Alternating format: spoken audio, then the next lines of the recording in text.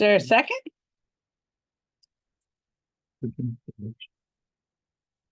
Well, I thought it was worth a shot. Looks like it fails. Okay. 2.1.1, approval of December 3rd consent agenda. I'll take a different motion.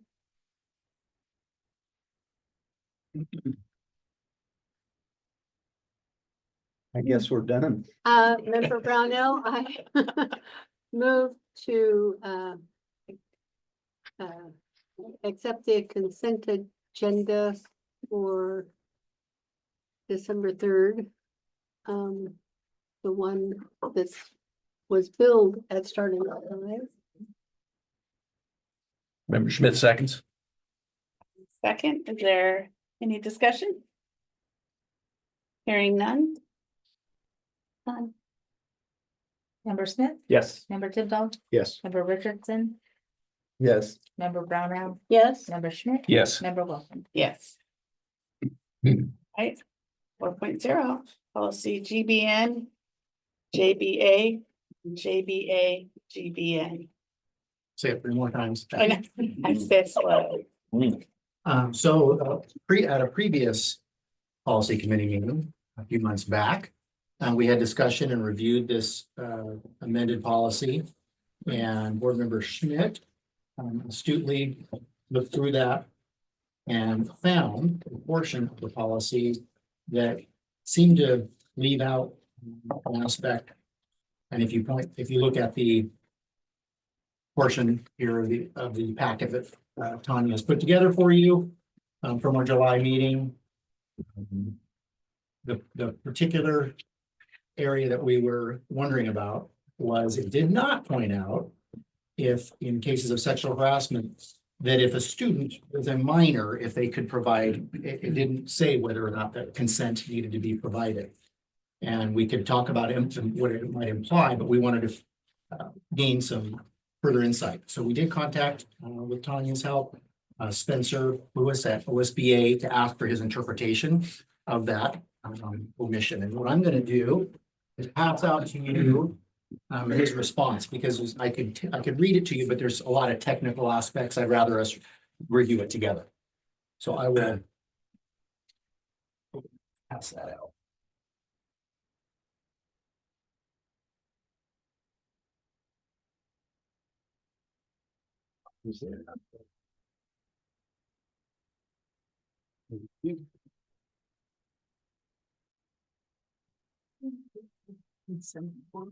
Yeah, it's on page 2, 2 of 9, 2 of 9. number 3 at the top, the last word. Thank you.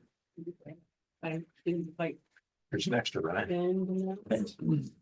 Everybody, board members, you got that? Page 2 of 9, top of the page, bullet 3. A little bit of a challenge, not having a table and utilizing floor space. That's at a premium. Let me get to 2 of 9.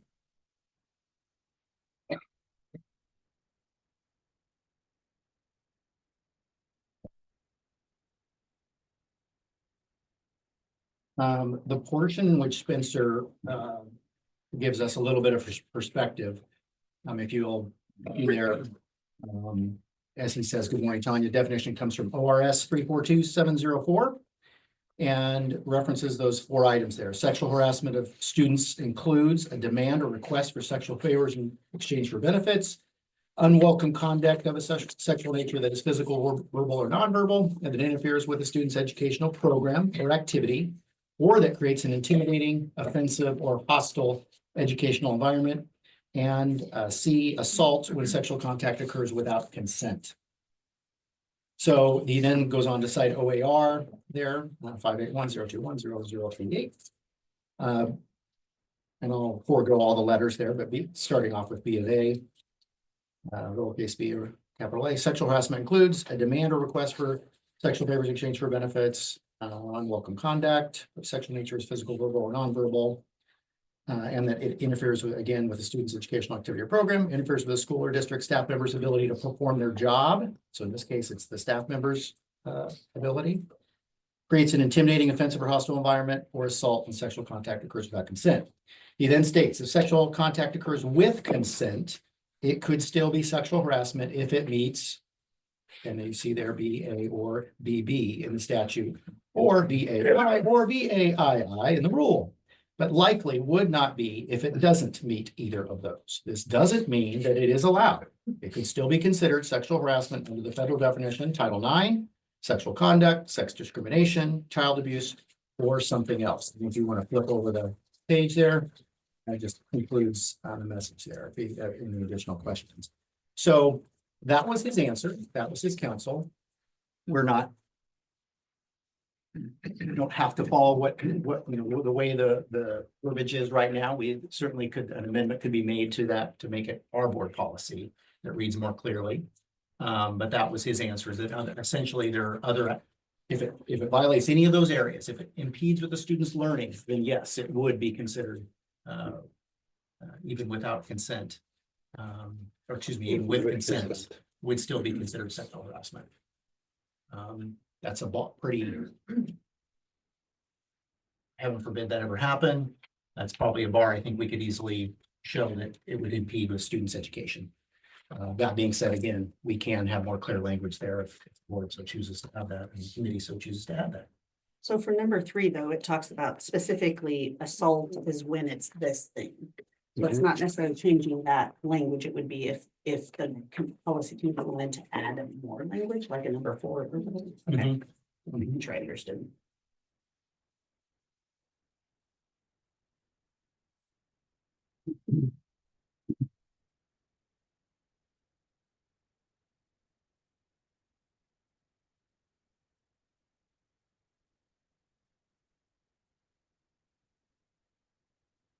For the removal of the current policy, the wording just brings it current to the verbiage of the law.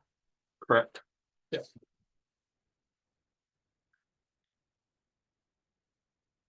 Say that again. So by deleting what we currently have and Right. just skipping to consent, it brings it to the same language as the law. So are we trying to say assault can occur with consent? I think what it, Yes. Not Yes. assaults can't, assault, No. but sexual harassment Harassment could could. still happen with consent. right, 2 different A things. student can't provide. there's assault and then That's why there's all sexual. the other Right. options. All those are you Of the other three options to go through. start with assault. Like, number 4, assault when sexual Right. contact occurs without consent.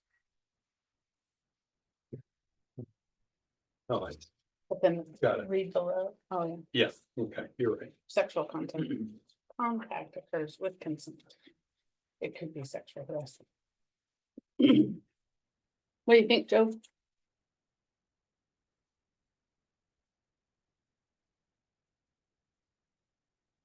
Well, the purpose is to make sure that the child is protected as much as the child can possibly be protected.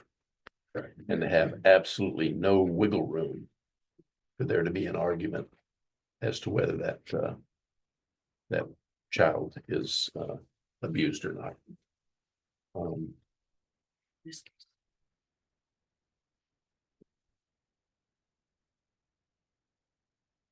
So my feeling is assault when sexual contact occurs.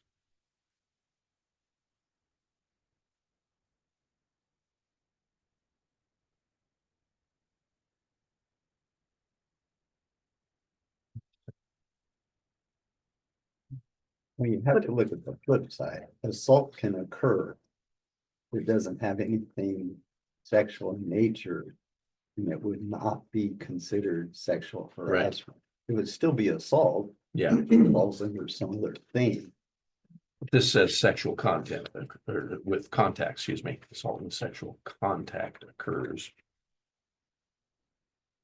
Joe, can I help add context?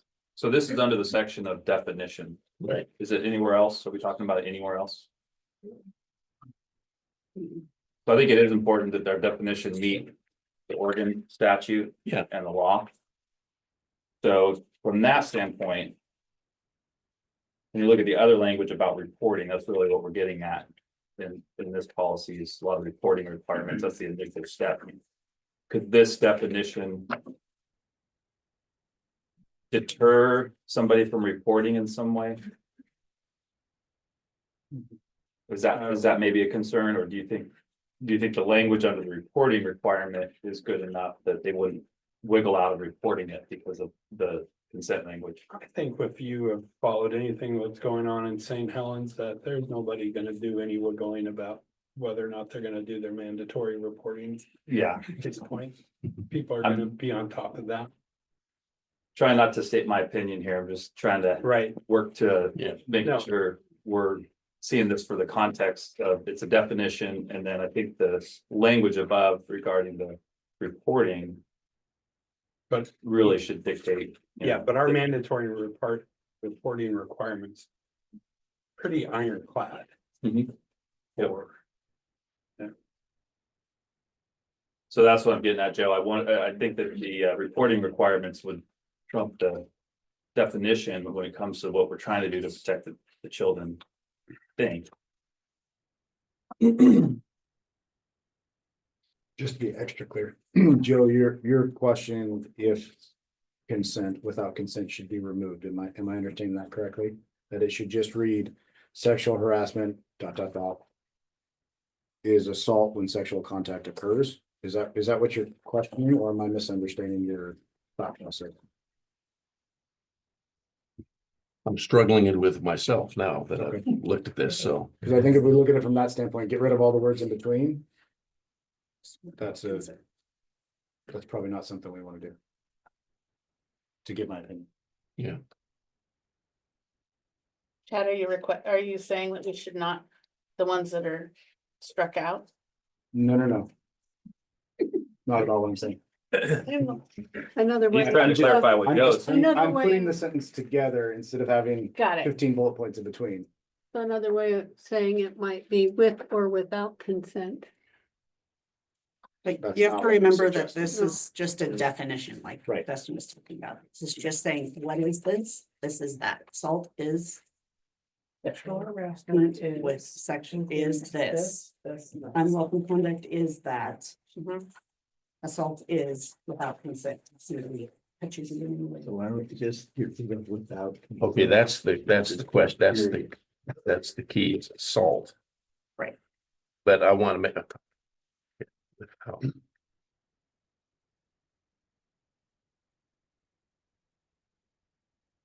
But for a minor, it could be, would it be assault if there was consent?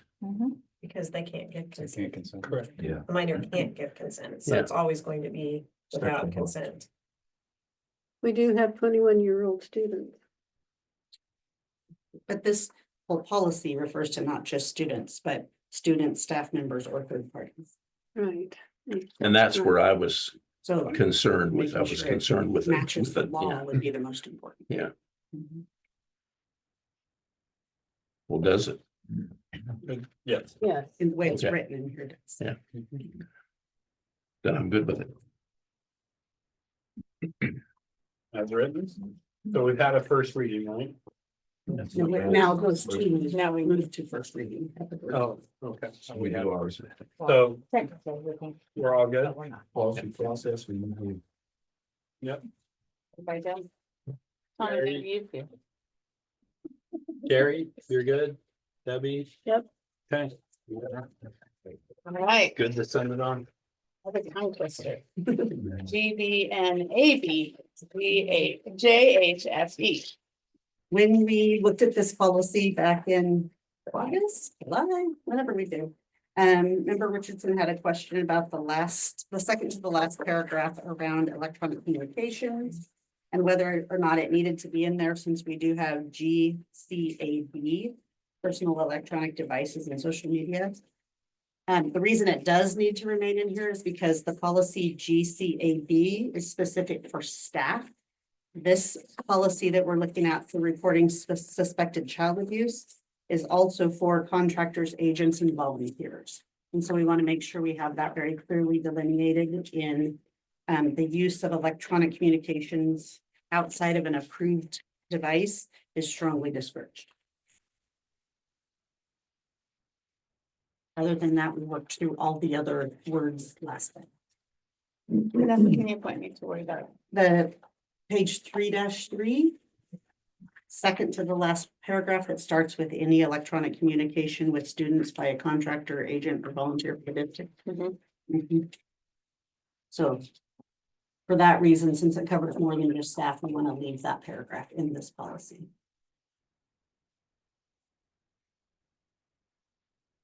Mix and the texting.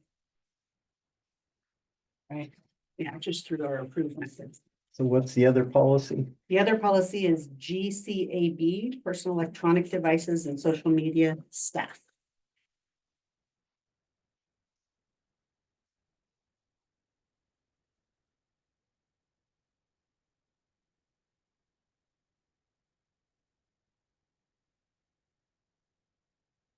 Is this consistent with that policy? Yes. Can you call up that other policy?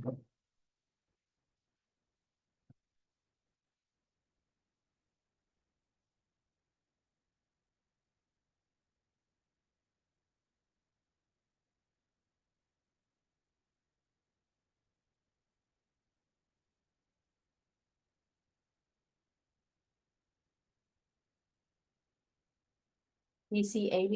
Mhm. GCAB.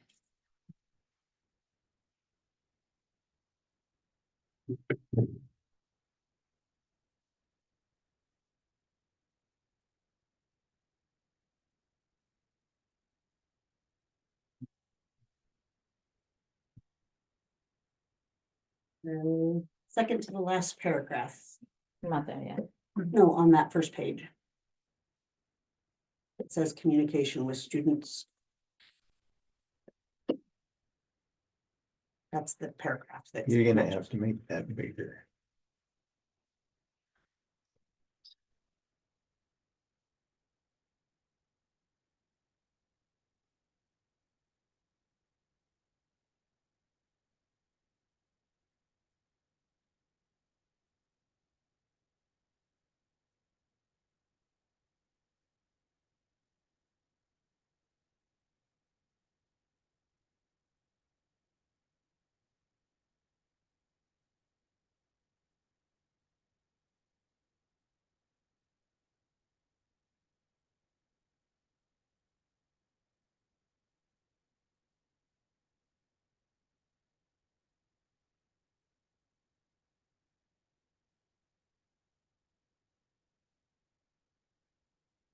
Which section am I looking at, Vanessa? With the second where to your the last, it cursor's at. says communication with students using personal devices. That one, that's his cursor. Just, you know, yeah.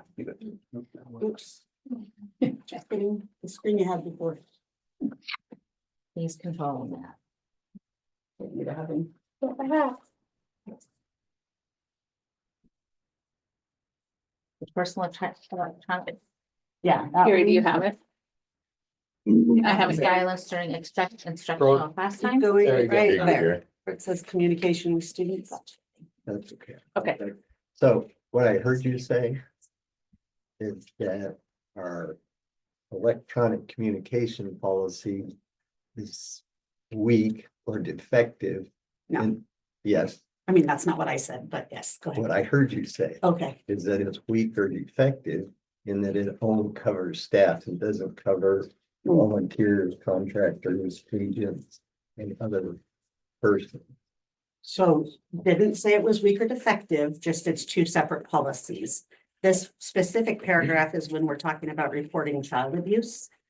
And making sure that we're covering all the people that come into contact with kids throughout the day and making sure they're covered by not using personal electronic equipment unprofessionally. Which is what that policy is for. Correct, so that covers staff, and we have one about students as So well. what I'm hearing you say is that it doesn't cover contractors, volunteers, and other persons. Correct, that's what this reporting child abuse is for. That policy covered contractors, volunteers, and other people. then we wouldn't need this paragraph. Because what bothers me is we have a whole policy about that for staff. You try to condense essentially the same thing into a single paragraph in this policy.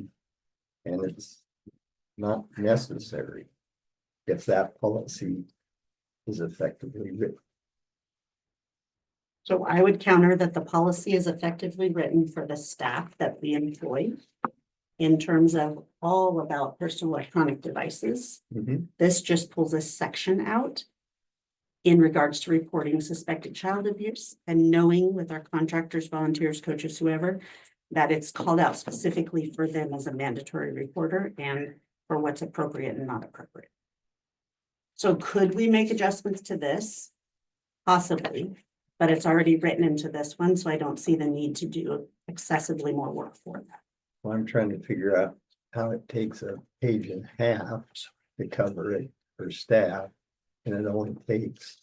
a That's more than paragraph. just communicating with students. It's about all kinds of things around personal electronics. This is talking specifically about communicating with students. That's why it's two different policies. Well, so the first paragraph says personal electronic device, the second paragraph says personal electronic device. Third paragraph says personal electronic devices.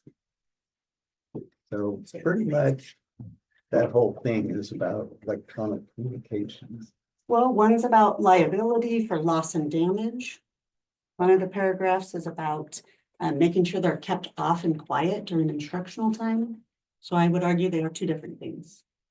I mean, that has so much more than what we need for this particular policy.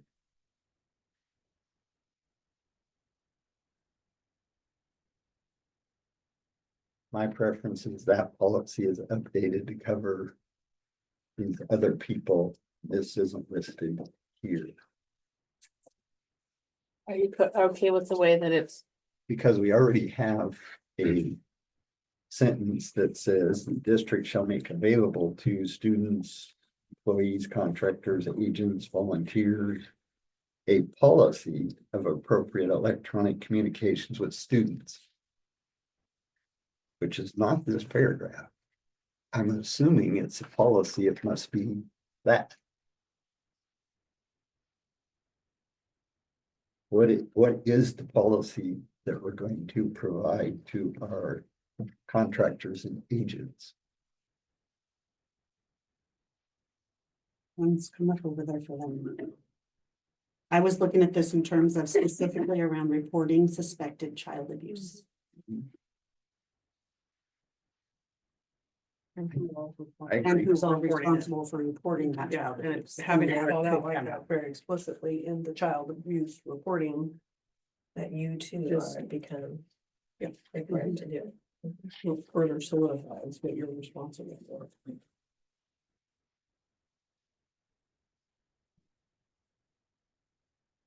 are you okay with it here and updating the staff policy? Making it consistent? Or do you want to do something to this one? No, I'm good.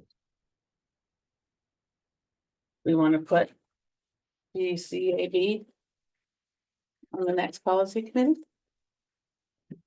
I'm good.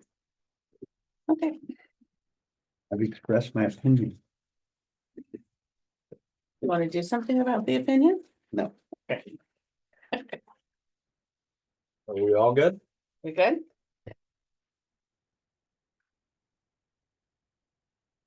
Chad? Chad, Justin? Justin, Okay. and that was the only thing we had to do in that Yeah, one? everything else we corrected as we went. Okay. So then So we're we on can to, move to the first reading. perfect, and then JECA, JCA, that's me, I think. that's you. Yeah. So let's start, first page is our policy, correct? Our Correct. current policy, JCA, is the first page next in that little packet. So if you would do me a favor on our policy, the very last paragraph. If you would underline the words may based on district criteria. And then if you go to the third paragraph from the bottom, it's got that same language, may based on district criteria. Because that's the bracketing question we had to answer on the next updated policy. Okay. So if we go to OSBA's next update on the sample, what it's actually doing is updating 4B. We no longer have an alternative certificate. That language went away. We have a certificate of attendance, and so that's why that recommendation is being made.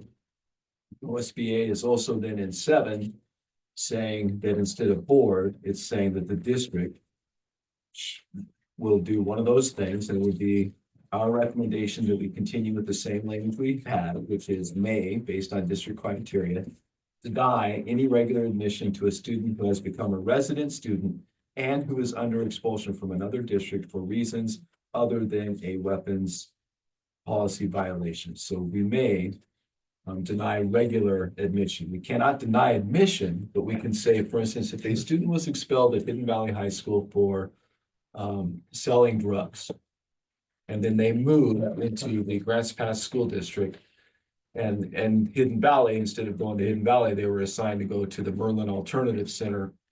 This would allow us to place them at GPAS, which would be our version of similar expulsion thing, But not regular. but not. So it keeps kids from being able to go, hey, I got expelled from Hidden Valley. I'm going to transfer and go to Grants Pass High School. We don't want that. So We may not. we don't want that, but on the other hand, if they were expelled from Hidden Valley, right? And they had served a whole semester at the Merlin Alternative School, they had been allowed to come back to Hidden Valley on a contract like we do to finish out the rest of their expulsion. And then they moved into Grants Pass School District. If they were allowed to be at Hidden Valley, we would likely allow them to be at Grants Pass High School. So that's why it gives this district discretion to follow what the other district has put in place. So that's why that language from that particular. Does that make any sense? What's the carve out at the end for reasons other than a weapons policy violation? Because the weapons policy violations is a year, according to this. So if you go to we do have the. It just seems like this sentence is granting the district like a positive authority to do something, and then it says except for reasons other than the weapons policy. So it's just kind of You get to weird do that. language in my opinion. Yeah, it is, and then you get to do it in 9. So Danny, I just want to make sure the OSBA policy is 1 through 7. Our current policy is not laid out that way. Number 7 in the OSBA policy is the last In ours. in ours. So Yeah, it we're just changes gonna the change order. it to that wording. Yeah. That's your recommendation, is to Uh-huh, add to that follow. wording, but keep the format that we currently have. Correct. Yep, adopts the OSBA format and numbers and everything, but keep our may based on district criteria language so that we have the ability to have some discretion. So you said to adopt the OSBA. Yeah. That's not what I said, so I just want to make sure. Yeah. Yeah. Okay, Adopt the OSBA But add our, just, with our bracketed choice of may based on district criteria. gotcha. So if we go down to 9 on the OSBA one, Dustin, it does give the district some latitude in weapons policy.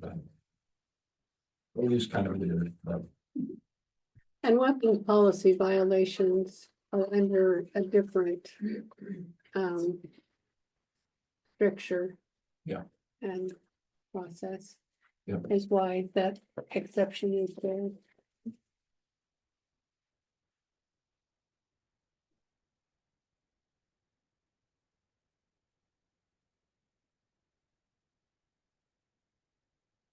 Anyone ever notice that they speaking out for the expulsion?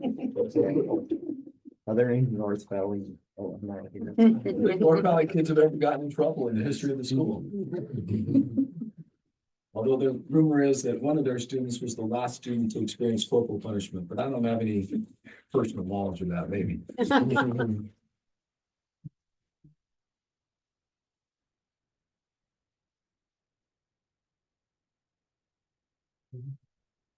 Good.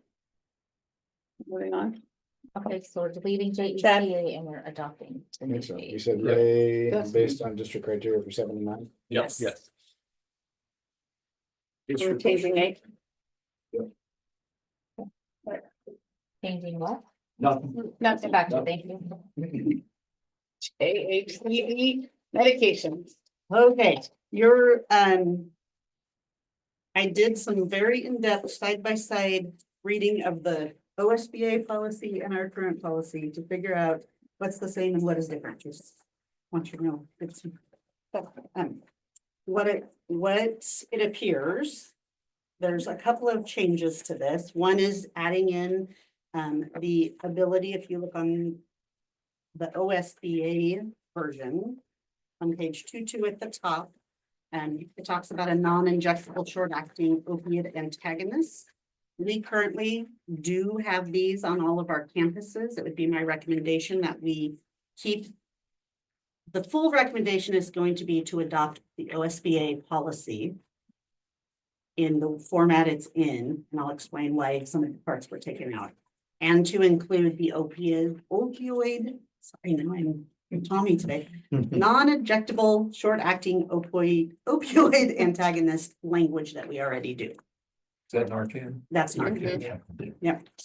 One of the biggest changes and why the OSBA policy is so much shorter than our current policy is that it took out many of the items that were, should have been in the administrative regulation versus the policy. So how to do the things is the AR.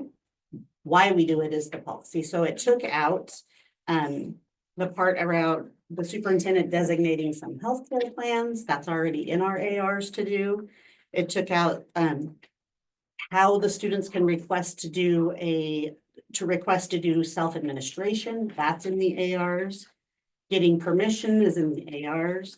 The other part it takes out is around the liability, and that's because it's already covered under ORS 30.805, the Good Samaritan laws. So in order to not have duplicated law and policy, you're welcome.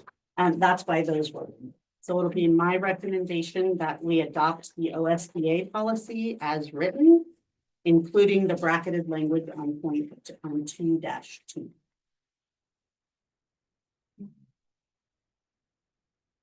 Questions? Right. Good questions. What was that Good Samaritan blog, right? It is, well, this particular one is about government personnel, which we are, it's ORS 30.805. And it just talks about not being liable for acting in good faith. And Tommy, but the accurate that if Narcan is administered and it's not needed, it will not have a negative impact. That's Correct. Right. Same with epinephrine, other than a reason for counting. I think that was what I was gonna ask. Can you say that one more time? Go ahead, Tommy, you're the expert. Or maybe I'll just ask my question. So by having this, are we creating more liability if it's bracketed? That's my question. Like if it goes missing and then there's an incident, but our policy says we're supposed to have it on site. There's no negative impact. So we do have it on site. They're in the AED machines and front office in a number of schools. And we do provide training for staff. You know how we do. So recommendation, Tanya, adopt OSBA policy with bracketed language. Are we good? Yep. Okay, we're good. G, Rolling. Yes. G, B, E, A, G, B, E, A. Family medical leave? Yes, is that you? Nope. Why can't we call it family medical? Seriously, They'll not let me play with them. Apparently I've failed someone. That's me. Is that good or bad? So there have been some changes through the past year. A year before, there were changes with family medical leave, and there have been additional changes this current calendar year, 2024. In the midst of implementing the changes from the previous year, mid-year last year, we were informed of additional changes, which made it challenging as we met with employees who needed family medical leave. Family medical leave, which is one of the proposed changes that you will see in front of you, from it being titled family medical leave to family and medical leave. So it just allows you in the title there to know that it's not only for you, but for your family members you may need to care for. If you go to the recommended policy by OSBA, it's pretty brief. It just verifies in there, as the previous policy does, about who has to allow for FEMLA, which we do, we're employers, and this particular policy is for employers of 50 or more staff, which we are, of course, well in excess of that. It also even speaks to the proximity of which our employees are working 75 miles from the work site. The most significant change is really that it used to be that leave was taken concurrently. So if a person qualified for FEMLA leave, family medical leave, and we had the new paid leave Oregon available to them, those were run concurrently. So they had 12 weeks, let's say, up to 12 weeks if they needed to take it. The most significant change is that they no longer have to be taken concurrently. If a person needed additional time, and which is, I would say, not as common, but does happen, especially in the cases of a newborn baby, that kind of thing. And they make a decision in terms of how much other paid leave they may have available. They could, the term is not utilized here, but the informal term would be stacking the leave. So they would take their family medical leave first, then they may need or request additional 2, 4, 6, up to 12 additional weeks in some cases of paid leave Oregon, which again is really varies on the employee. We have, I would say, most of our employees do not choose to, or they do choose to run it concurrently. They don't choose to stack, but in some cases, especially those that have a newborn, if they have some of their own sick hours to add to the time available and they're able to be at home, they may elect to do that. And so this policy updates what the practice was becoming last spring, and now is putting it into policy, just that it reflects what we actually were doing, which is following the law. I mentioned the pay piece, and that the paid leave Oregon piece. I know this isn't specific to paid leave Oregon. That is just what both the employer, Grants Pass School District, and employees pay them to. Usually covers about, for our certified members, about 56 to 66% of their normal salary. And if employees want to be fully paid, they would need to utilize their sick time that they accumulate, which is 1 day of sick time per 10 or per month of work. So in our teacher's case, that's 10 days of sick time a year. I'm getting a little more specific than what the policy reads to. I'm just giving you kind of an overview of the most significant change here, which is really the employee's ability to stack the different leaves and be able to take longer leave if needed. It also just specifically mentions Oregon Military Family Leave Act too. So leave related to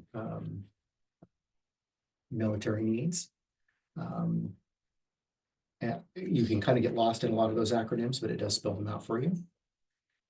And it also ensures that we understand and follow the law in terms of who qualifies for that. So for example, for Oregon OFLA, Oregon Family Leave Act, the employee must work an average of 25 hours or more per week during the 180 calendar days immediately prior to the first day of the start of the leave. So again, we were following this, but this puts it in policy. Are you recommending deleting our current and going with theirs? Yes, recommending deleting our current and updating with the OSBA recommended policy. And recommending everything. Yes. It's advisable to follow the law. I approve. And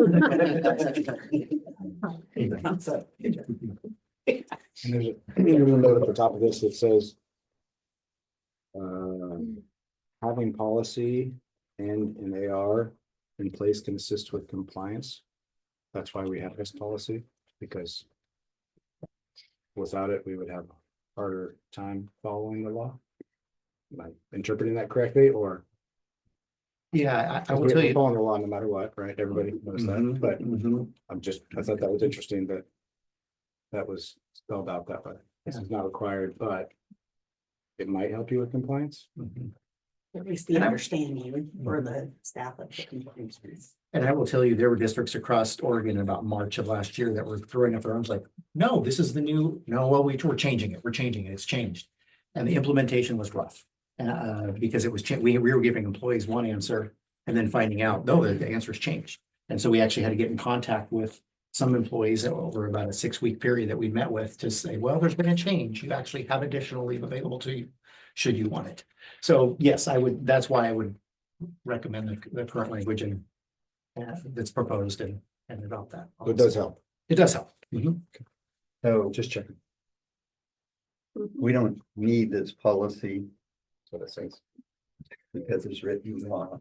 And we're doing this just because it's a Cliff Notes version for our staff. And so I would recommend that we get rid of the tail end of the second paragraph where it says the works at work site for employees 50 within 75 miles. Because that's just extraneous and makes somebody have to read it, try to understand what it's telling them. And in our case, it doesn't Doesn't matter. apply either. We're never gonna go below 50. And 75 miles pretty much covers us. Unless we choose to have an employee say something or something. Right. I will tell you this. We do have an employee who is a contract employee, not contract, she's a district employee. Providing virtual teaching services to our adjudicative youth. Who does live more than 75 miles away. Or that person is We don't have to provide it. not covered. Right, I just was saying, because we were talking about, we don't have any, but we actually do, so I just wanted to let you know we do have one. So if we went with Gary's recommendation, we would cover we them, would cover it. but she wouldn't. It wouldn't. Mhm. I just want people to understand we did have one. It's not the employee has to live You're gonna within have. 75 miles. It says that we have 50 or more district employees within Within, 75 miles. I was just the standard for that, it's not Yeah. your employee. Right. Which is fine. So with Gary's suggestion, you could add an and after 12 months, have worked at least 1,250 hours during the last 12-month period and for the period.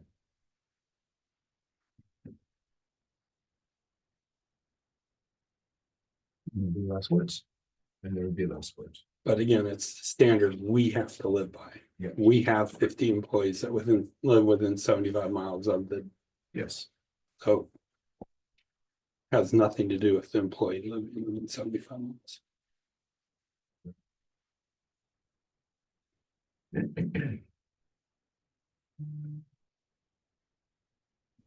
Any discussion on that about putting the period after, is it period, 12-month period? After period. Period.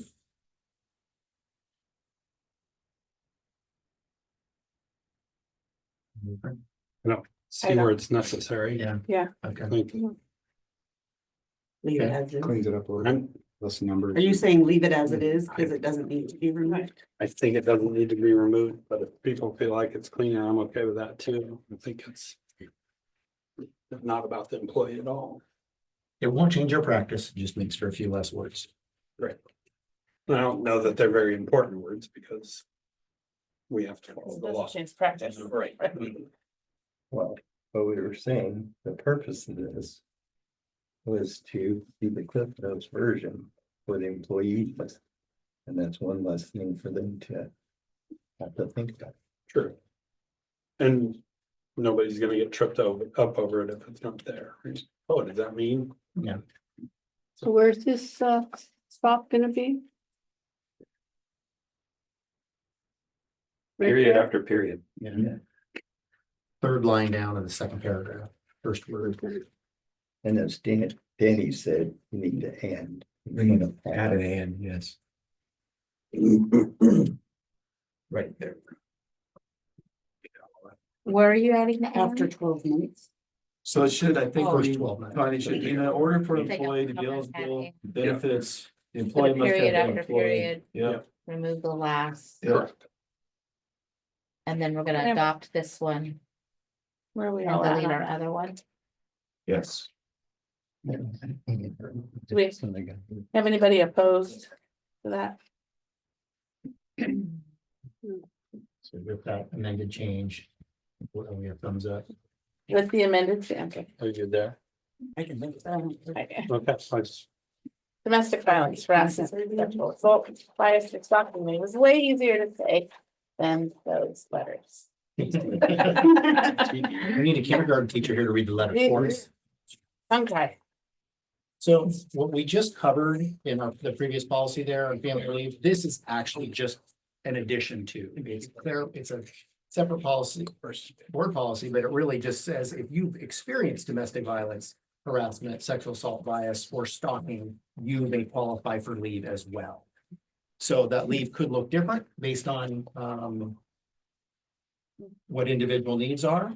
And an example of that would be a person that might need intermittent leave if they're undergoing counseling or therapy, or just may need to miss once a week, for example, or a half day a week. It gives them that protected leave over a duration of time. Family, not to say that for family leave, our previous policy, we just we're updating. They can also have intermittent leave for that too. But for this kind of leave, you just see the varying qualifiers there. It gives more attention to those areas because some people don't always know that if they've experienced something, one of those categories, and they're an employee with our district, they will qualify for leave if needed. So that would be the purpose in terms of identifying those four categories there of varieties of leave that really just fall under the Family Medical Leave Act. So the updated OSBA model sample policy, if you turn to that, there's a lot of red and a lot of strike through. They almost started over, so to speak.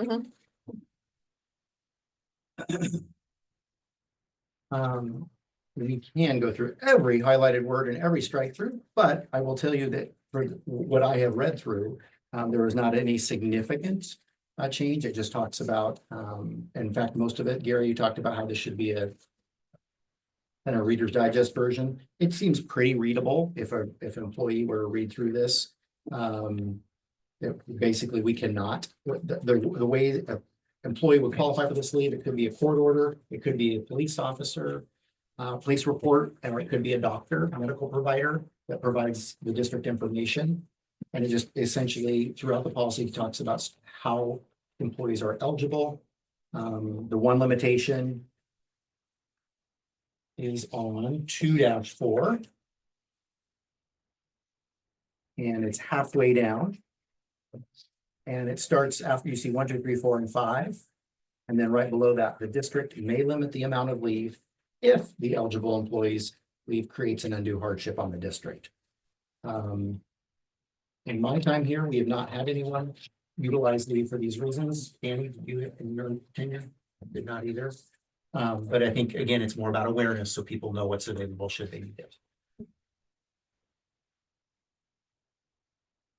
What's your recommendation to do the? My recommendation would be to go with the OSBA updates to this policy. delete the existing. And delete the existing. I like having the definitions at the end instead of the beginning. isn't that the way it used to be, Debbie? Why is that not supposed to be? Didn't they always used to be at the end, Debbie? Yeah. Are we good? Anybody have heartburn? Well, I have heartburn, but that's. Anybody wanna go home? Are we good? There's a leaf. All right, So we're good, thumbs up? Or down, whatever you prefer. All right, Ending policy committee ending policy. and the board work session started at 6:15, right?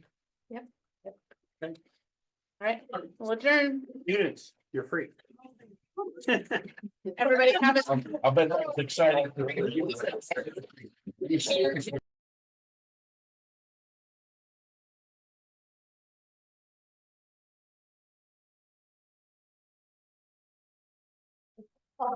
Meeting order and start with the pledge. Pledge allegiance to the flag of the United States of America and to the republic for which it stands, a nation under God, indivisible, with liberty and justice for all.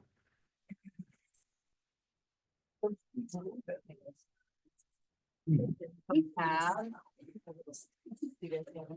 Sorry, I'm on the right meeting.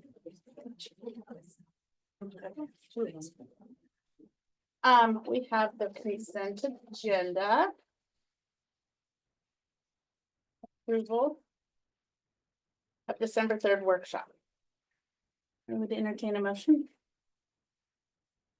Member Schmidt moves that we approve the consent agenda. There a second? Member Smith seconds. Second, is there any questions, discussion? Hearing none. Tanya? Member Smith, Yes. member Tidball, Yes. member Richardson, Yes. member Brownell, Yes. member Schmidt, Yes. member Wilson. Yes. Policy IIA. Instructional and library media resources and materials. Up on the screen. We have the OSBA, Sorry, current policy. we have Well, that's current policy, ours. up on the screen, we have the current policy.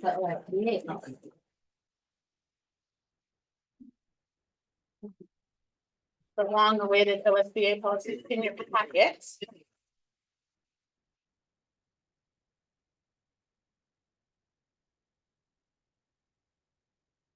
I would like to, we have. Like a little discussion on how we'd like to go through it. We want to go line by line. Anybody have any ideas? I think we just go through it line by line. It'll be up on the, Tanya will get it up on the board.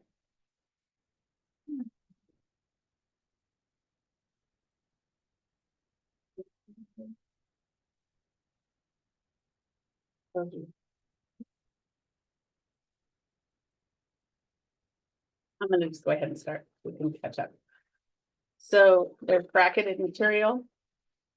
Board believes proper care and judgment should be exercised in selecting core and supplemental instructional materials and school and classroom materials. Bracketed material, in my cheat sheet.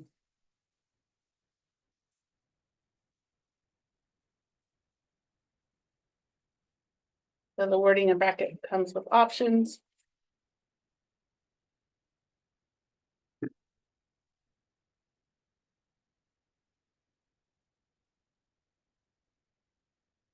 Continuing to read, engaging. That's a workshop, Yeah, I we don't get to think, talk, I'm gonna say, I don't think I'm gonna be a fan of going through it line by line. okay? I'm good with that too. Want to just do what we always do and look at the bracket first? No. What are you recommending?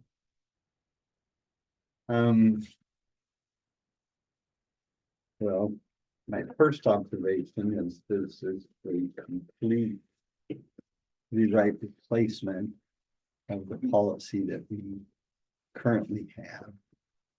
So it doesn't do much good for us to refer back to the policy we have in place. For some reason, OSBA got way more expansive on this version than anything they've done previously. So the policy this time is fairly short.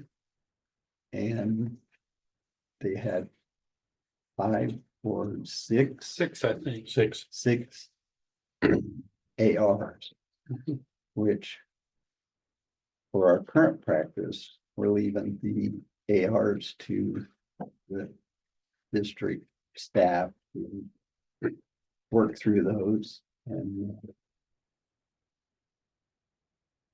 we don't even approve them, but sure we review them. Yes. So that's going to be considerably different than the current policy that we had. And then at the beginning, we've been talking about making the policies readable. Cliff Notes version or Reader's Digest version, that kind of thing. And so I'm going to say I would like to add some stuff essentially on their preamble part that they don't, OSBA didn't reference. You have suggestions? On our preamble part, Well, it's going to go into here. on the OSBA version. Yeah. Yeah.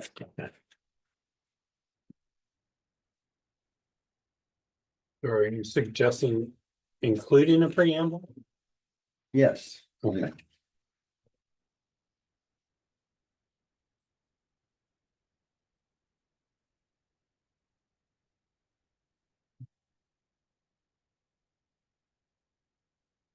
You have an example? Is that what you're getting?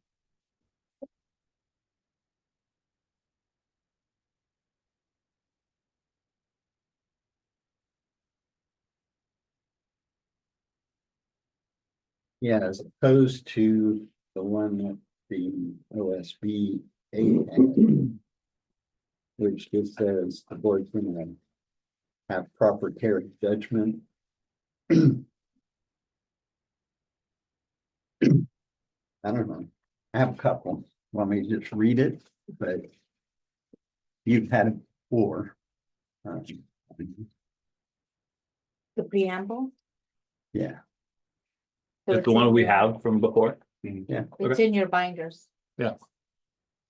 After the orange tab. After tab Underneath the 4. binder. You want to? After tab 4, right? Am I right? Am I After we right? Yes. watch I orange can tab, count 4. But after tab 3? Orange tab. Oh, Orange tab. well, Tab 4. mine- it's not numbered, but I think it is number 4. Does it say preamble up there at the top? Mhm. Thank you.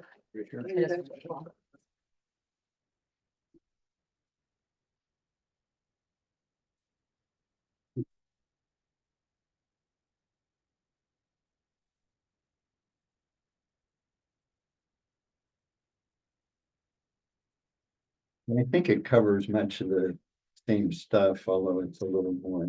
I think an easier read than what they have. Meaning the same stuff as paragraph 1. Yes.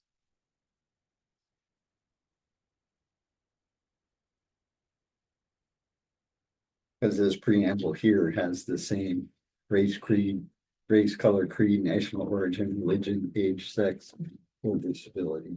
You want me to read it for everybody else? Yes. Okay. So we have here that you're suggesting. Says preamble, whereas ORS 337.120 mandates that the school board is legally responsible for the selection of instructional materials with the assistance of district personnel and involving parents and citizens in the process. Whereas ORS 336.067 requires that public schools emphasize instruction in honesty, morality, courtesy, obedience to law, respect for the national flag, the Constitution of the United States and the state of Oregon, and other principles that promote the development of upright and desirable citizenry including respect for all humans regardless of race, color, creed, national origin, religion, age, sex, or disability. And finally, whereas grants passed District 7 shall not prohibit or refuse to approve the use of textbooks or instructional materials based on the inclusion of perspectives, studies, or stories by any individual based on race, color, religion, sex, sexual orientation, gender, national origin, marital status, age, or disabilities. So Gary, are you saying that those that he just read are represented in the first and second paragraph of the OSB example policy? Well, the first paragraph, The first paragraph? and I think makes it clear what we're trying to do with the instructional and library media resources and materials policy. Do you feel that those first two whereases in your preamble are represented in the first? I just said they're similar. Okay. I'm proposing that we replace them and use these instead. So Gary, first of all, I would strike out the whereas, that makes it sound more like a proclamation instead of policy for me. Citing ORS law verbatim, kind of, or even referring to it besides at the end of the policy is something that we've been moving away from at your suggestion for a number of years. So putting it back in seems somewhat counterintuitive to me. Well, that's not including it. It sounds like it is, and so then it becomes to me a source of confusion. Is this the law, or are you just mentioning the law and then putting your own words in there? Because to me, that's confusing. Okay. Whereas OSBA's policy has the wording in there and you know that it's policy verbiage versus actual ORS language. We just had a discussion an hour ago about making Things easier, yeah. Right. Adding, in my opinion, adding ORS and numbers is more confusing, not less. And more filler, not less. well, the OSBA policy says the board believes. So the board doesn't really believe, the board follows the law. So I kind of don't like the OSBA version. It's not our belief. It's us following the law. But I'm happy to Well, I could see modify crossing out those. the board believes and just saying proper care and judgment should be exercised. And I could say Oregon law requires that public schools emphasize instruction in honesty, morality, courtesy. Because I think that's important. And I think that's kind of the Cliff Notes version.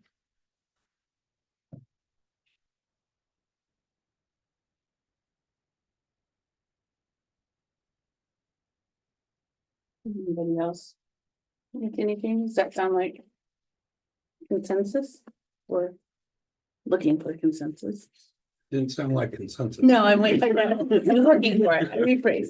I mean, I Leave it. understand what But- Debbie's saying too, like you want to get rid of clunkiness even in the first thing that you're recommending, Gary, you could say. Because the school board is legally responsible for the selection of instructional materials, ... And because the law requires that public schools emphasize instruction, ... Yeah, I'm fine with those kind of changes. Soften the language, but, and I get where you're going, because you're trying to say this is, but what's about to come is all because of this. We want to set the right context. Yeah. Right? And I agree that there's more than just the first paragraph that I think is really, the second paragraph has a very clunky transition in the OSBA. There's just, it's not reading like it's well written, in my opinion.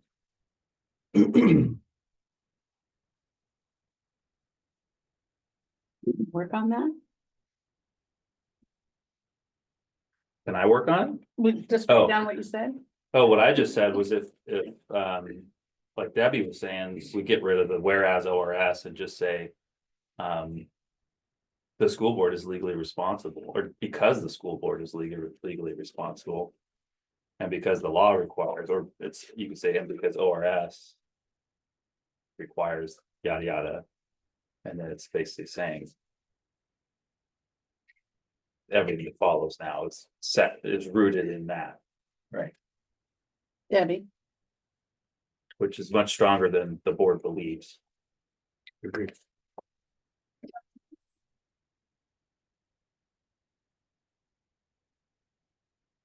I guess.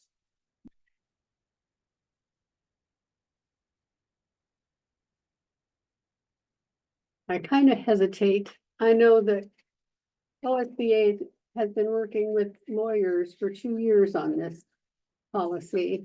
And I don't want to work for 2 years with paying lawyers on our side to change wording very much. I can see stating some values like proper care and judgment and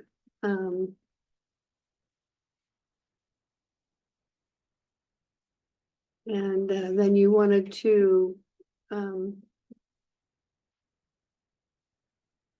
add in the honesty, morality, courtesy, obedience to law, respect for the flag, Constitution, and laws. And respect for, well, we've already, the respect for is kind of covered by the bracket, which I would include. I'd include both brackets in the first paragraph.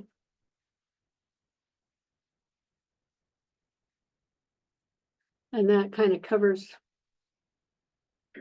those 3 things listed in the preamble that you're discussing. If we also add in and I don't have those ORSs right in front of me. Is there that in this packet somewhere that you're aware of?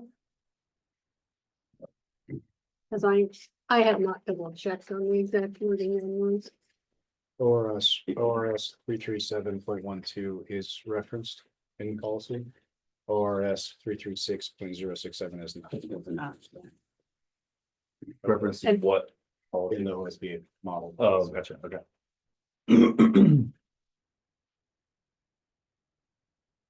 But I don't have the wording of those ORSs in front of me.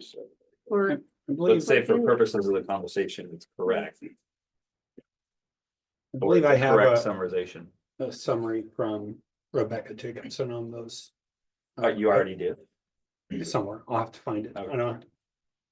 Didn't know we were going here tonight, otherwise I'd have those for you, Right. so. But I can forward it to you for tomorrow.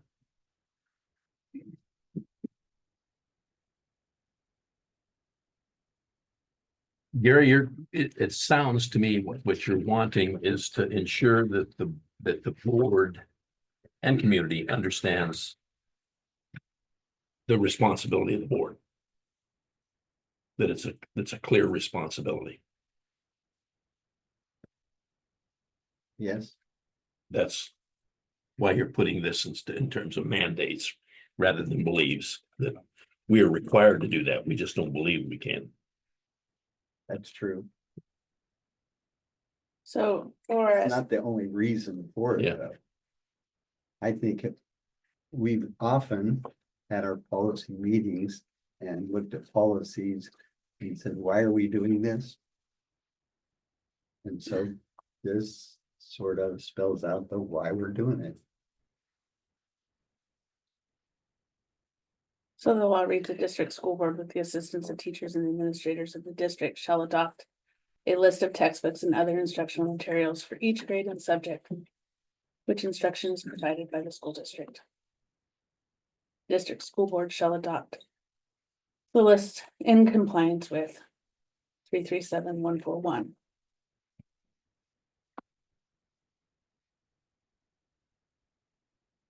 And that'll, I mean, that'll be run through legal.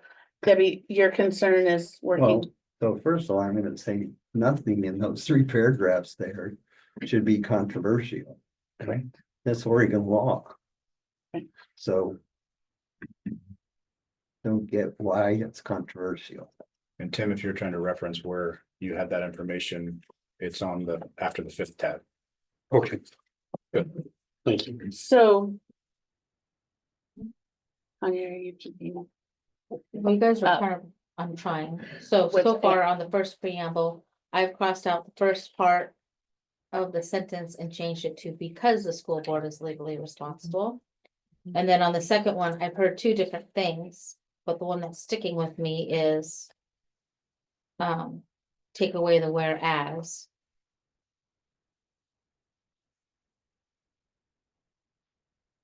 And then I was gonna clarify what was supposed to go in front of that. And you're combining the 2. There's several ways to rewrite it and just get rid of that part.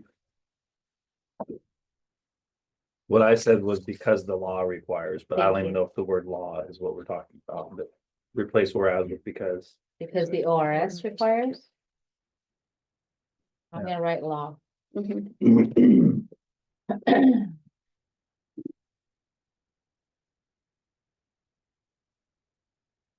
Just give everything up to the word school, right? Yeah, if we're not putting, you could put the references somewhere else, parentheses down below or somewhere else. Yeah, that's where You we want- normally put them. So you're right, yeah, I could just say. Delete all up until schools, because you're just really at this point paraphrasing the law, the ORS, Are you talking about the first? second one. Okay, because the schools, Or no, it would just say schools. Capital schools school. emphasize instruction and honesty. Is that what you're saying? I'm sorry, I'm trying to translate what Gary was saying. It doesn't fit if you go to schools. What were you saying, Gary? If you just go to. Well. I'm saying there's like. More than 6 different ways to write that. To move the reference to the ORS and put the ORS down footnotes. Let's see.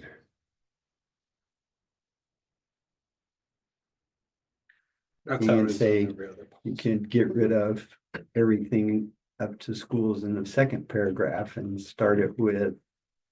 District 7 school. Emphasize instruction in honesty, morality, courtesy, ... And you can just put the little, number 2 or superscript 2 and reference the ORS down below This would be a reference, a footnote. Mhm. if you wish.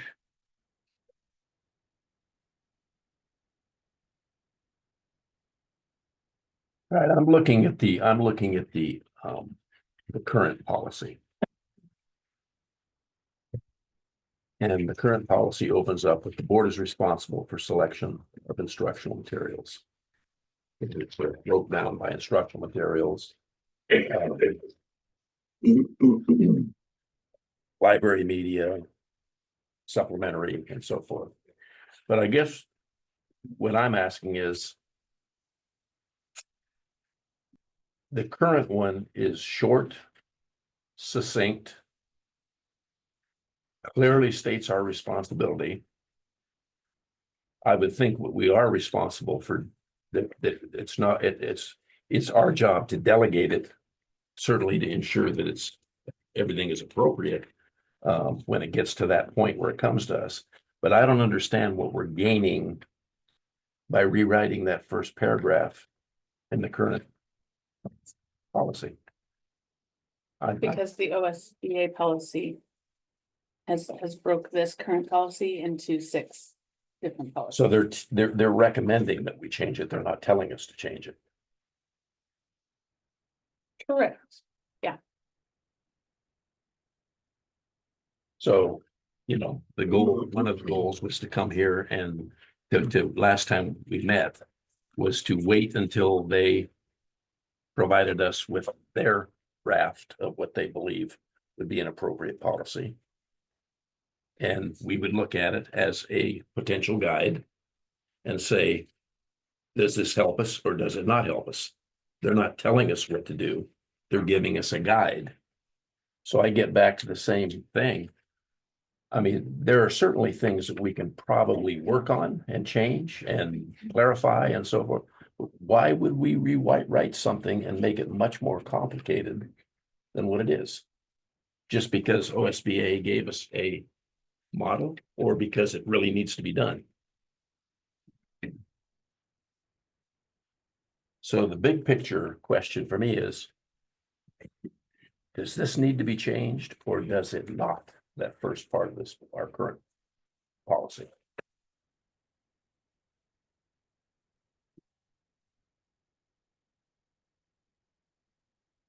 Just for clarification, Joe, you're asking, does the entire policy? No, I'm not saying the entire, I'm just talking about the first part, Chad. I mean, there are certainly questions that people on this board have of this policy in terms of their concerns about, you know, and all of us have different ideas. And so, I mean, we can get to that eventually. But I'm just wondering, are we kind of, excuse my French, but pissing in the wind when we're sitting here redoing something that really may not need to be redone? So I could be off, but I believe that the reason why the difference between the current policy and the OSBA suggested policy is because the current policy encompasses everything. And the new policy has broke all of that into ARs. Yeah, So instructional materials and, well, right, we do too. no, the current policy, We have one in our. we have one. And OSBA has taken this one because they recognize that there's some gray areas in this policy that do not. So they broke it into 6. Okay, different so the policies. question I get back to, where are the gray areas? Let's deal with the gray areas. Is the first part of this gray? Yeah, that's the gray part, What's gray about that? because it says that the board is responsible for all of these things and then goes into explaining them, and they broke the policy up into 6 policies. So this is gray because the rest of the current or the policy wouldn't match. I don't know whether I agree with that, but that's okay. That's okay, yeah.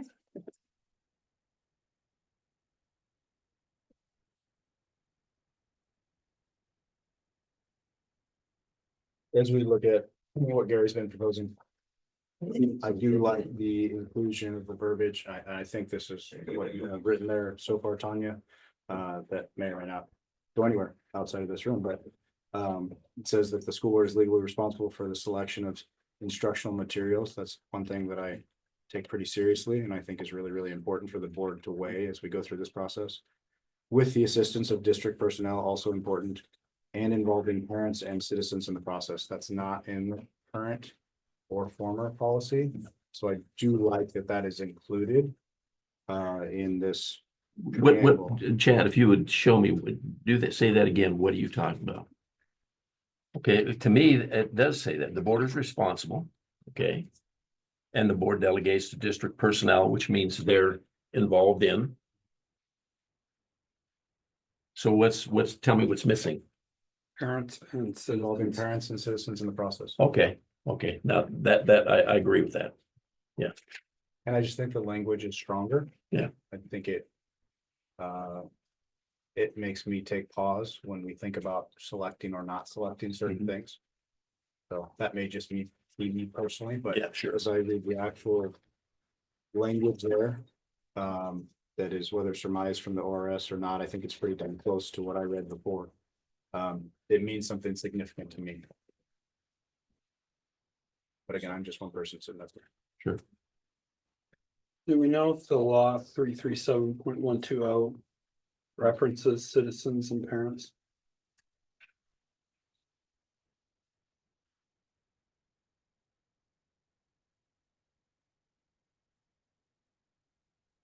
Shall involve parents and citizens in the process.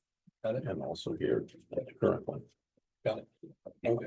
the current is number 6. And on the current policy. Current policy on number 6, it Yep. says, consider input from staff, students, and parents. I mean, I guess from my perspective, we're kind of beating around the bush. There's specific things that are of concern. And I think that the complete, well, I don't know. To me, this policy that we have right now covers that. I do agree, the parents and students input is important. I do agree with that. Our current law, our current policy says that in number 6, okay? Kind of But soft. if you want to emphasize it, I don't have a problem with that being up farther either. I would agree, I would go with that. But I think rewriting that whole preamble just doesn't make sense to me. That's just my opinion. That's just me. So you don't agree with the suggested sample policy, any of their? No. I think it's a suggested sample policy, just like we said, we'd take a look at. But I think it's way too wordy and way too much.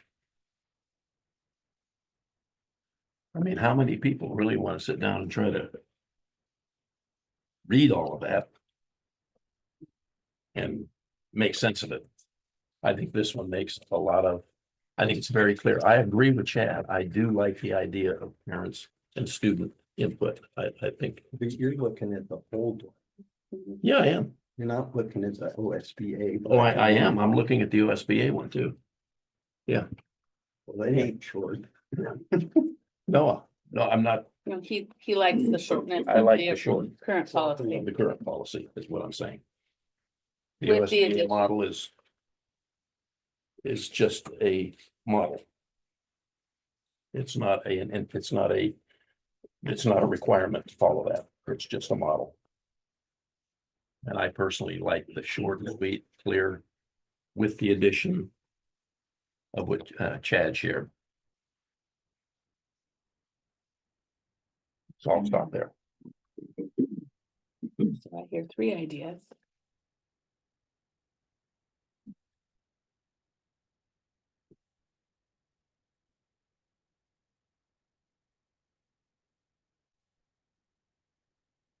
That. Working on something.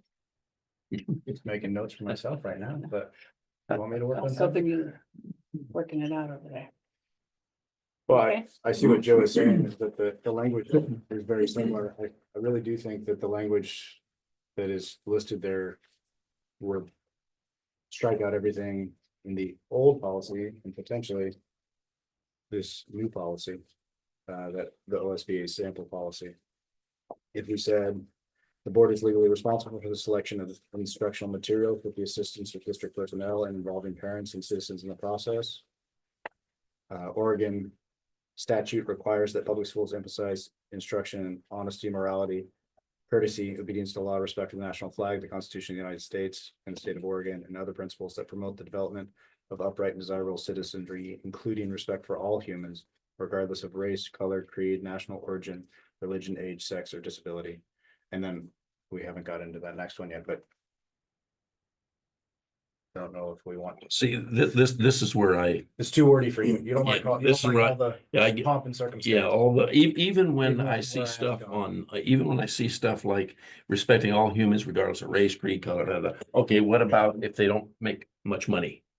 Okay, what if they have bad clothes? Well, you can't name You them know, all, that's. for And sure. that's why I'm saying is just with respect for all humans, Well, you know, that kind of stuff to me is, That's legal language. Yeah, I know. Some of that's I know. Senate Bill That's 1583 Just that we were giving you- fighting with last year. right, And yeah, this has been in everything that we've been talking about. Right. So you're not gonna, well, I know, we can take it out of here, but it's gonna be in law. yeah, I know. Some of it is and some of it's coming. Yeah. I'm just telling you what wordy bothers me. Totally understood. So I'm gonna throw it out there because I think I heard maybe consensus on the sample policy. First paragraph. Adding. Legally responsible. And parents and community. Did I hear that second part? Well, so in our current policy. And going back to that thought. Number 4, I could see replacing that with the. Bracketed parts of paragraph 1 in the suggested sample policy. And number 6. We've got consider input from staff, students, parents, and community. That's already there. And that's put very succinctly, I think. It's very clear that we want everybody's input. In the past, we haven't gotten much input, but it's considered at every step.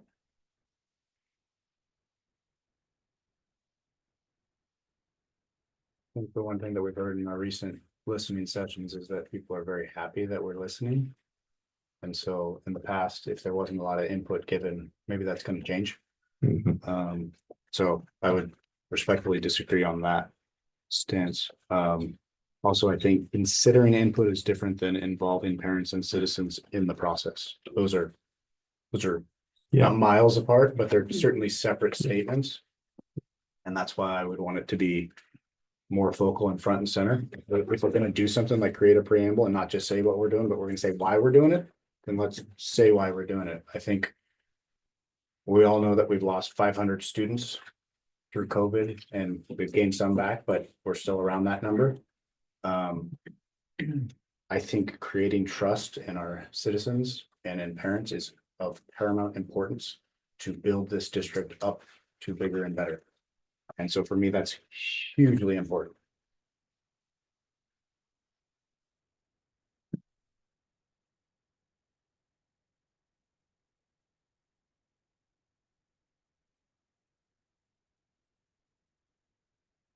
So do I hear the sample policy? Or is that a good starting point, that first paragraph? No, So you're saying the preamble paragraph? Yes. Which encompass, I mean. Thought we already decided that they were similar.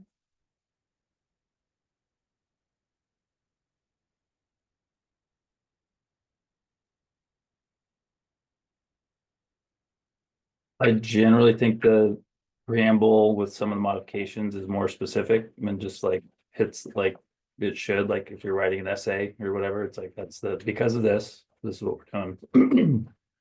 But one thing I don't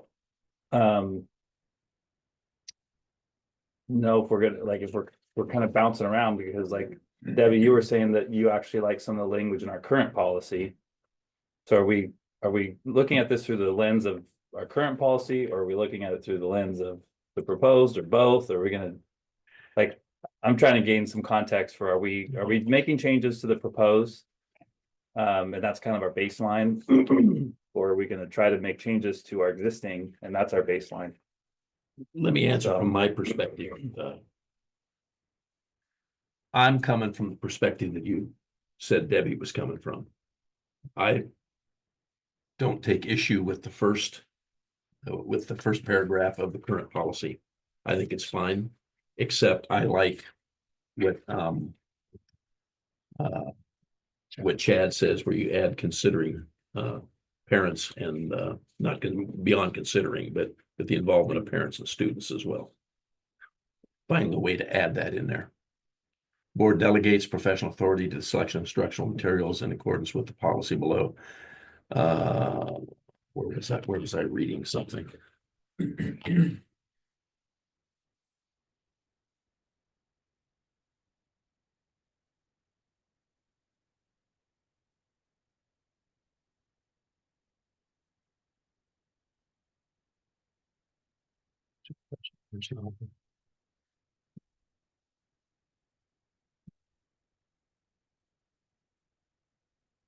Somewhere in there where the board delegates to the district professional personnel the authority for selection of instructional and library media materials in accordance with the policy below. Where the board delegates to the district professional personnel and with the involvement of parents and students, something like that. Well, there's actually, so you've got. So we've got our current policies, we've got OSBA's model sample policy, and then we have, policy that has been proposed by board members, a couple of board members. The preamble is from that third group of a couple board members. And they suggest involving parents and citizens along with district personnel. Parents and citizens. Our current policy, what? No, It's not a suggestion, it's in the law. And it's in our current policy. Our current policy also considers input from students, and students aren't mentioned in this first paragraph of the preamble. I'm just saying there are differences between, they aren't something you can plug in this section into this section without considering some of those ramifications. And involvement, what kind of involvement are you really looking for? Do you, for instance, when the curriculum is considered for, you know, every 7 years, there is a committee that's formed to look at the options available, to look at the laws that are applicable, the Oregon standards. Pilot classes are usually done a year ahead of any kind of recommendation. We aren't going to have parents in the classrooms for those, are we? Well, this policy, probably not gonna talk about that. That's Well, gonna be part of the AFRs with. Yes. BO is going to, I assume, look at the OSBA sample ARs. And essentially make those ARs comply with the policy that we write. I'm just saying there are ramifications to the definitions of involvement versus considering input. There's ramifications between you know, having parents, you know, currently part of that process is having the curriculum. Well, there's a curriculum because the Parent Advisory Council review also. Well, Um, that's probably true, but the stuff that we're saying to be included in the policy. Whatever the ramifications are, they were made for us by the legislature. Nothing here is added to Well, I what guess, the legislature told us to do.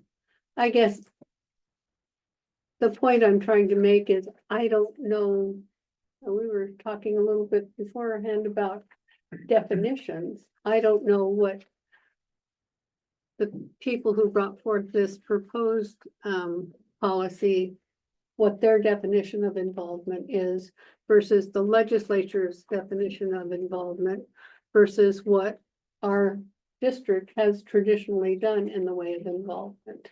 Are they all the same? Be the legislative idea. Are we going to write that level of involvement in this policy? I don't think we are. You know, I'm fine with using the language that the ORS provides. I just don't want pushback from people thinking, oh, I thought involvement meant this, not that. What would be defined as by the law? In the, I mean, what involvement looks like. Probably bedtime, we should go. Wasn't Sam. It was nice. It was nice. Worse when you're in the front row.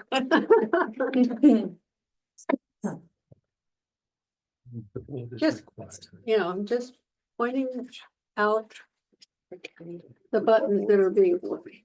Well, we could put Is exercised and so at the end of the policy. This one, that. which was also the suspected abuse of a child reporting requirement. As it believes required. The superintendent shall develop administrative regulations as are necessary to implement this policy and to comply with state law. Would that make it better? I always like to push it off on the superintendent. It's okay. I have a wonderful team that will help me work this through.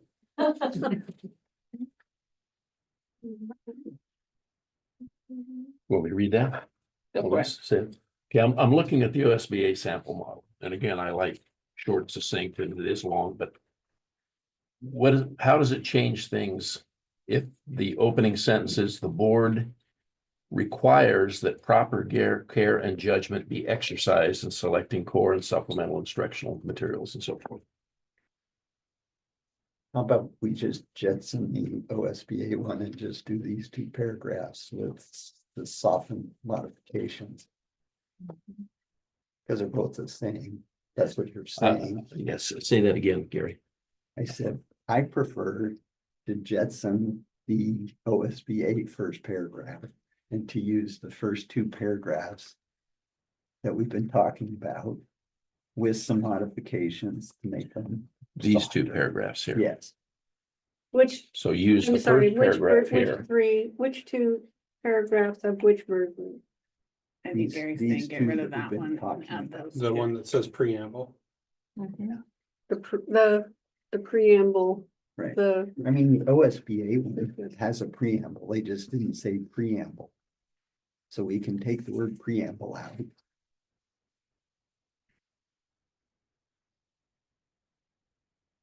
You take whereas out? Sure. In We already OR. talked, about taking whereas, ORS, all that stuff out. Joe took us back to another one. We don't have to have the precise language today, Correct. because we're not gonna get there. No, it really comes down to, are we gonna work off the OSBA sample policy or off of the preamble that you've recommended?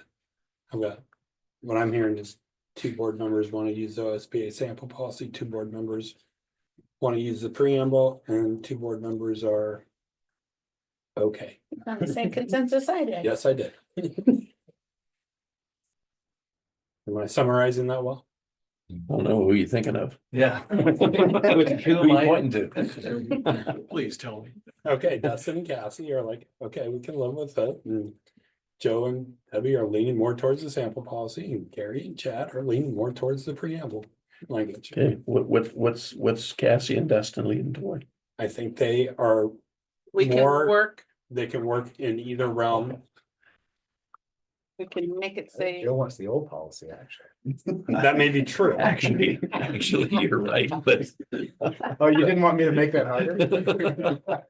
I was trying to move him, I was trying to move him. Okay, I'm good with either. I can work in both. right, Okay. okay, Yeah. so. I think I was more in the preamble, like language, the Okay. set a firm foundation. Let's Okay. make it clear here. These are the rules that we're, I'm We're good following. with clear. I just want short, quote, short. well, because- he deleted one of the paragraphs right Yeah. there. Which one did The you delete, negotiation, he Gary? Just deleted one. Take Third it. one, Third one? We hadn't even gotten the third one. whereas this, Yes, Yeah, the third one's I read gonna, it. we're gonna have to deal with it after the legislature Yeah. gets done this next time. Yeah. well, and we already So take away the third, take away the third, remove the second, 2 schools. Add District 7 schools, emphasize. That's what I had from before, correct?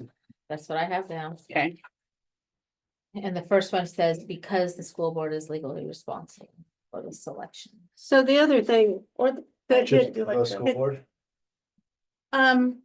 Well, the board. Taking off of the Yeah. sample policy, The board, yep. the board requires, Joe said. You want to say because the board is legally responsible? No, because. Yeah, you're right. Just say The board is school The required. board. The board The board is. required.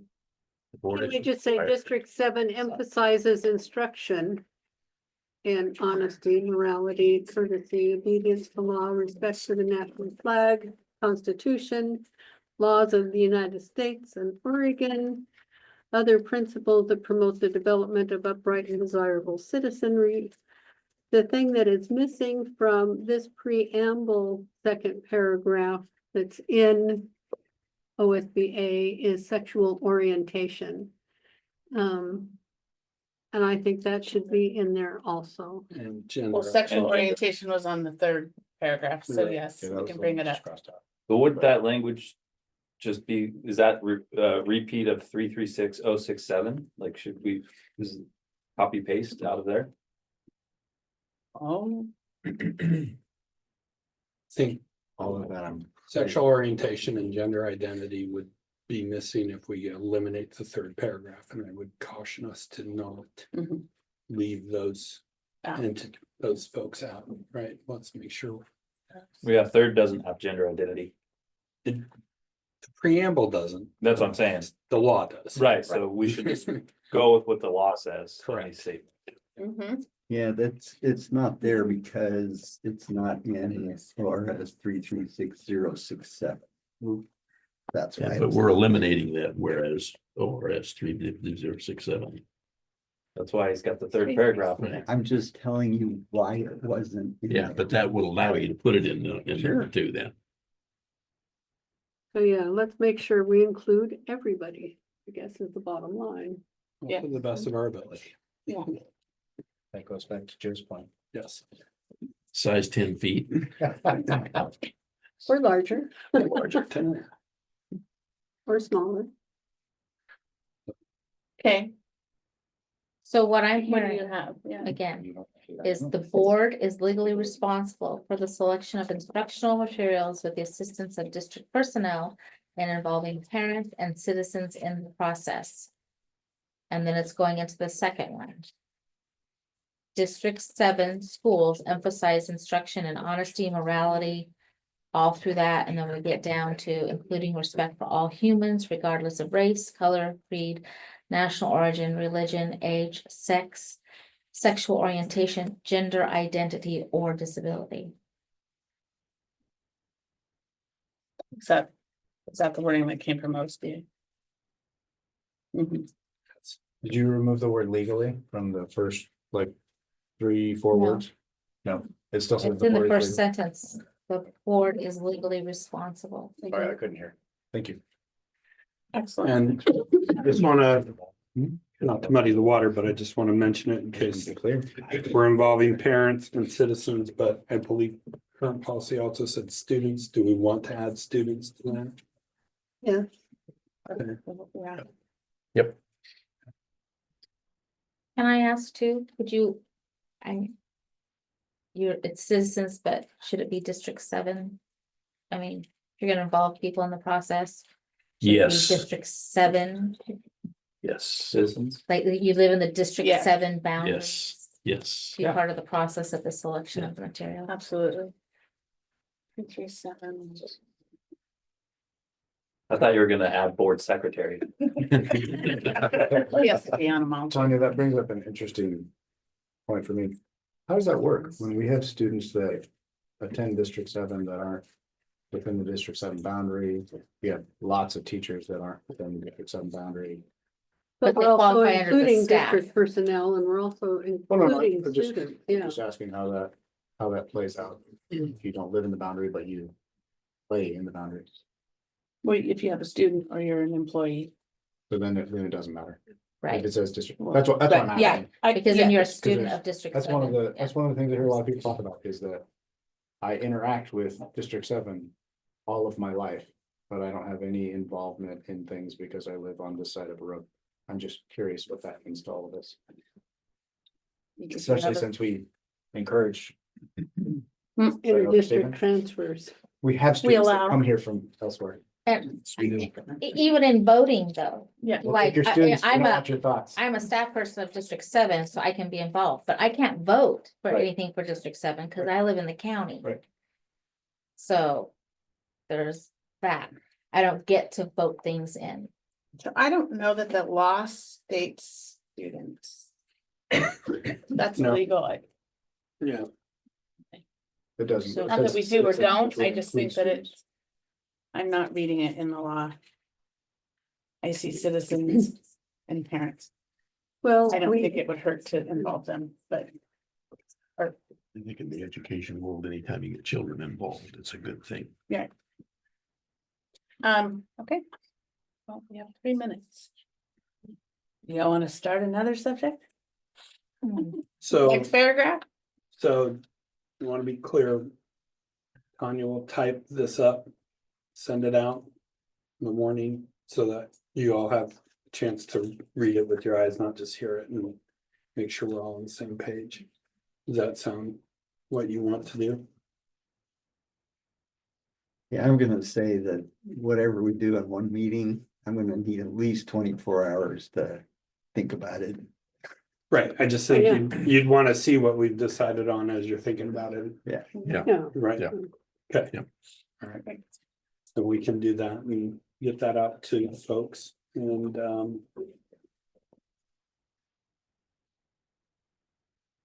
It is a great place to start. We're 4 minutes. No, actually, No? I do have a comment. I'm gonna say I really like the fact that the new draft OSBA policy has definitions. That's the next section. not the first thing. No. Okay, I- but not the last. But I do notice that is a new format that they're using. Following that, Okay. is yeah, Yeah. following that, is that where we want to go next time we get together to chat? I would Is think that makes sense. I think that we need to, I there know, are I just, it'd changes. be nice for us to have a direction. Is that where everybody wants to go home and study up on definitions and come back to play next time? Yeah, I think that's the right thing to do. Well, Well. So the definition seems fairly uncontroversial. Can we, is there any, so there are some choices in brackets. Is there anything outside of brackets to discuss?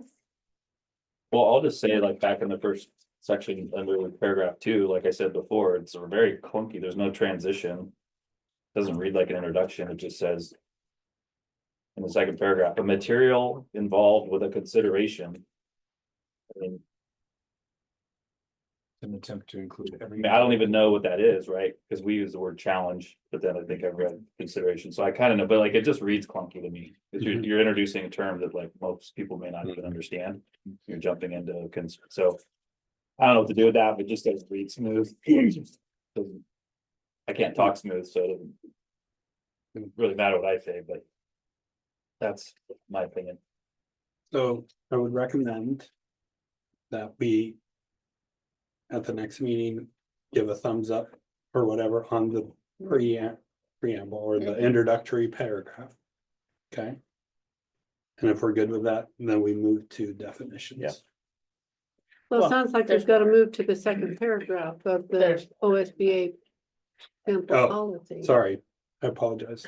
We'd move to Second. that next section of brackets, prior definitions. Okay.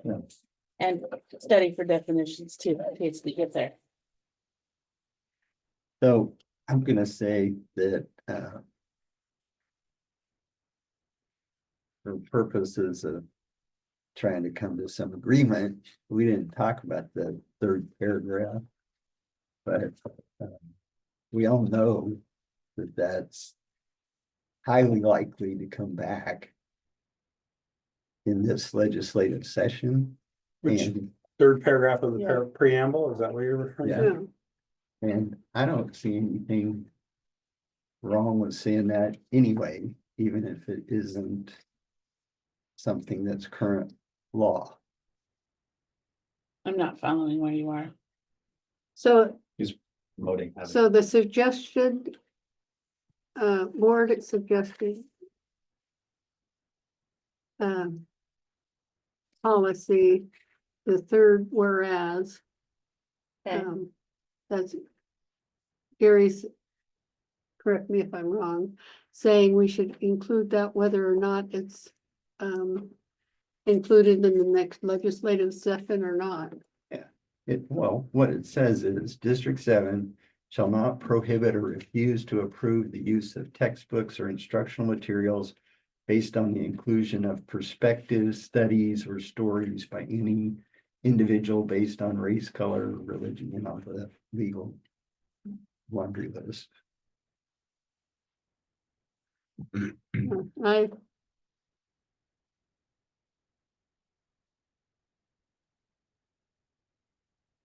Okay, study that. We're out. It's adjourned. 7:16.